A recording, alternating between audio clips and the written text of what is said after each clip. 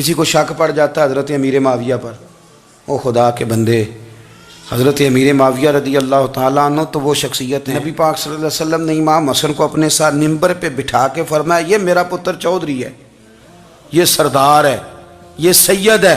حضور کس طرح؟ فرمایا جب مسلمانوں کی دو جماعتیں لڑیں گی تو یہ صلح کرائے گا۔ تو وہ حضرت امیر معاویہ کی جماعت جس کے ساتھ حضرت امام حسن صلح کرے، تجھے کیوں نہیں قبول؟ بلا وجہ الجھتے ہو، بلا کہتے جی وہ یزید کے ابا جی تھے، تو نوح علیہ السلام کا بیٹا بھی تو کافر تھا نا، تو کافر کا باپ ہونے کا معنی یہ ہے کہ آپ الزام لگا دیں گے؟ عجیب آپ بات کرتے ہیں۔ قیامت میں کوئی کسی کا بوجھ، قرآن نے فیصلہ کر دیا ہے، کوئی کسی کا بوجھ، یزید اپنے معاملات کی جواب دے گا، اس کے گھر والے اس کی باتوں کا جواب، اور جو یہ کہتے ہیں نا کہ ان کے والد معاذ اللہ ٹھیک نہیں تھے، وہ یہ بھی لکھتے ہیں کہ یزید کا پتر بڑا ٹھیک تھا۔ یزید کے بیٹا ہے جس کا نام معاویہ بن یزید ہے، یزید کے بعد لوگوں نے تخت پہ بٹھایا، 40 دن اس نے حکومت کی، اور لوگوں سے کہنے لگا کہ نہ میں اس کرسی کے قابل ہوں، نہ میرا باپ قابل تھا۔ یزید کا پتر فرمایا نہ میں اس قابل ہوں، نہ میرا ابا قابل تھا، میں اس کرسی پہ کیسے بیٹھوں جس کے پایوں میں محبوب کی اولاد کا خون ہو؟ تلاش کر لو کوئی اپنا امیر، 40 دن کے اندر بندہ تلاش کر لو، میں اس قابل نہیں۔ تم یہ تو لکھتے ہو اس کے بیٹے کے بارے میں، یہ کیوں نہیں مانتے کہ حضرت امیر معاویہ کے ساتھ امام حسن نے صلح کی؟ آپ بات کو سمجھیں۔ اور کچھ اتنے بیوقوف ہیں، اتنے نادان ہیں، ان کو کوئی اور بات نہیں ملتی تو کہتے ہیں امام حسین کو آنا نہیں چاہیے تھا، حکومت بن گئی تھی، یزید بیٹھ گیا تھا، معاذ اللہ۔ پتہ ہے حضرت عبداللہ بن زبیر کیا فرماتے تھے؟ فرماتے تھے ہم تو یزید کے خلاف اس وقت نکلے کہ ہمیں یقین ہو، یہ اس بندے کی بات بتا رہا ہوں جسے گٹی میرے نبی پاک نے لواب دہن سے عطا فرمائی، لواب دہن سے گٹی دی رسول کریم۔ حضرت ابوبکر صدیق کے سے حضرت زبیر بن عوام جو حضور کی پھپھی کے بیٹے ہیں، ان کے بیٹے حضرت عبداللہ بن زبیر کہتے ہیں ہم تو یزید کے خلاف اس وقت نکلے کہ ہمیں ڈر تھا اگر اب بھی نہ نکلے تو آسمان سے پتھر برسیں گے، کہیں ہمیں سزا نہ ملے، اتنا بڑا مجرم، اور تم کہتے ہو امام حسین کو نکلنا نہیں چاہیے۔ تو خرابی ہوتی ہے میرے عزیز، خرابی ہوتی۔ آپ کو پتہ ہے میں ان مسائل پر کم بات کرتا ہوں لیکن ضروری بڑا سمجھتا ہوں، میں سمجھتا ہوں یہ ضروری چیزیں۔ مہربانی فرمائیں کسی جگہ بھی کسی ایک کے بارے میں بھی اپنے عقیدے میں کبھی کوئی کمزوری پیدا، کبھی نہ کوئی کمزوری پیدا، اتنی سی بھی بات کسی کی سننا، کسی کی کرنا، ڈسکس، ہمارا منصب ہی نہیں، اور کچھ اور بیوقوف ہیں۔ میں یونیورسٹی میں تھا چند دن پہلے، تو لیکچر کے بعد ایک دوست مجھے کہنے لگے کہ مولوی ایک دوسرے کے پیچھے نماز نہیں پڑھتے۔ میں نے اس کو کچھ پیار کی دلیلیں بھی دی، محبت کی، اس کو کہتے ہیں الزامی جواب ہمارے اصول تفسیر میں۔ میں نے اسے کہا کہ ایک ڈاکٹر سے دوائی لے لیں، دوسرے کے پاس جائیں تو کہتا ہے اسے تو پتہ ہی کو نہیں، تم غلط آدمی کے پاس چلے گئے، تو اس سے آپ کو ٹینشن نہیں ہوتی؟ یہ روز سیاستدان دھما چوکڑی مچا رہے ہوتے ہیں کہ فلانا چور ہے، فلانا چور ہے، تو اس سے نہیں ٹینشن، مولویوں کی ٹینشن ہے تمہیں۔ کہنے لگا جی نہیں، کیوں نہیں نماز پڑھتے؟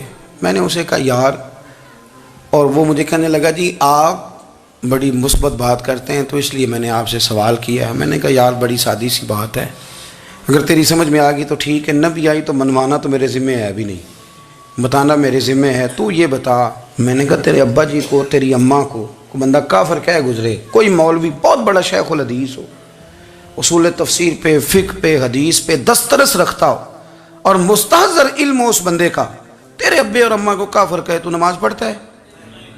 کہنے لگا نہیں۔ تو میں نے کہا جو میرے نبی پاک کے ماں باپ کو مشرک مانے، اور میں نے کہا اگر تم نے دلیل چاہیے ہوگی تو بندے میں تمہیں دوں گا، اور بائی نیم دوں گا، اور میں ان کی تحریریں تمہیں دوں گا، جو مر گئے یہ لکھتے ہوئے کہ چونکہ وہ پہلے چلے گئے تھے انہوں نے کلمہ نہیں پڑھا لہذا معاذ اللہ صبح معاذ اللہ دوزخ میں جائیں گے۔ تیرا حوصلہ پڑھتا ہے تو پڑھ نماز، میرا تو نہیں پڑھتا، میں کیسے پڑھوں؟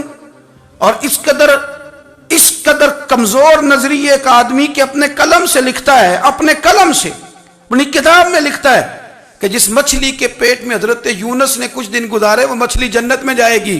دے شرم نہیں آتی؟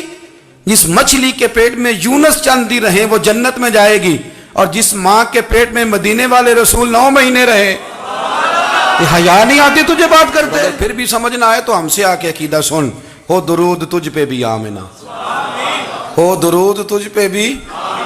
تیرے لال پر بھی سلام ہو، تیری گود کتنی عظیم ہے، تیری گود کتنی یار آپ مجھے دلیل دینا، میں ہماری ساڑی تے باٹی کون نہیں تے سانجی کدے نال ہونی ہے، ہمارا کسی سے ذاتی رٹا ہی کوئی نہیں، آپ بات کو سمجھیں، لیکن تجھے کوئی اور چیز لکھنے کو ملی کوئی نہیں، تو نے قلم اٹھایا اور تو تکلیف دیتا ہے نبی پاک کو، تو وصیت والدین کو معاذ اللہ یہ لفظ کہہ کے گزر جاتا ہے۔